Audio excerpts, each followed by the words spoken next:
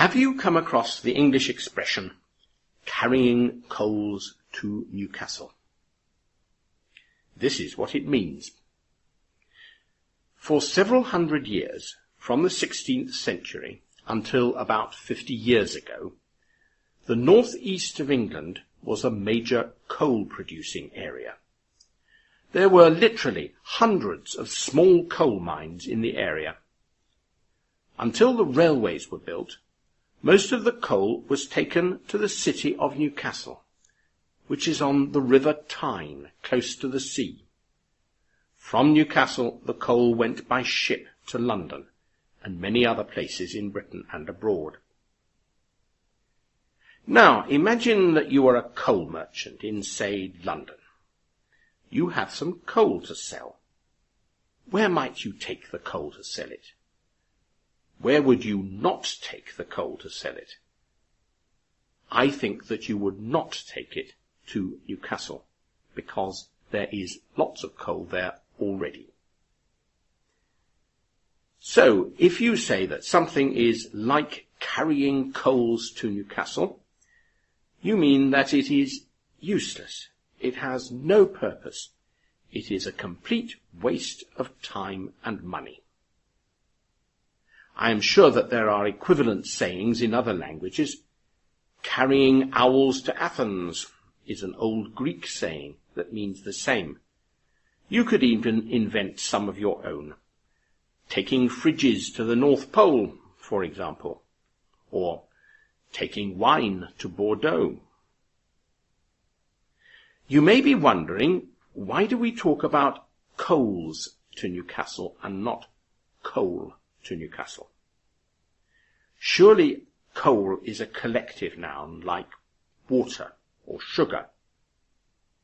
Well, in modern English we would indeed say coal to Newcastle, but the expression dates back to the 16th century, and at that time people talked about coals instead of coal.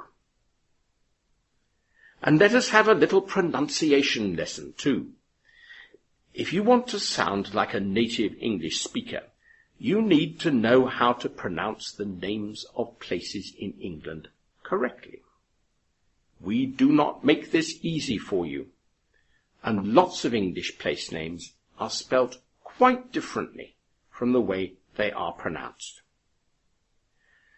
Now, you will hear many English people pronounce the name of the city in the northeast of England, Newcastle. But the people who live there say Newcastle. My mother was born and brought up in Newcastle, and she made sure that her children knew how to pronounce the name properly. I am telling you about coals to Newcastle because I read an interesting article in the newspaper this morning. As you know, a lot of English people have gone to live in France in the past 20 years or so. They like the climate, they like the wine, they like the food, they like the low prices for houses in rural areas of France.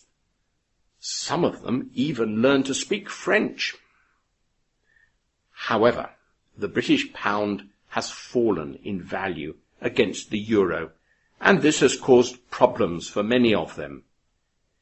They have found that it is cheaper to buy food and groceries in England than in France. So they order groceries online from one of the big British supermarket companies.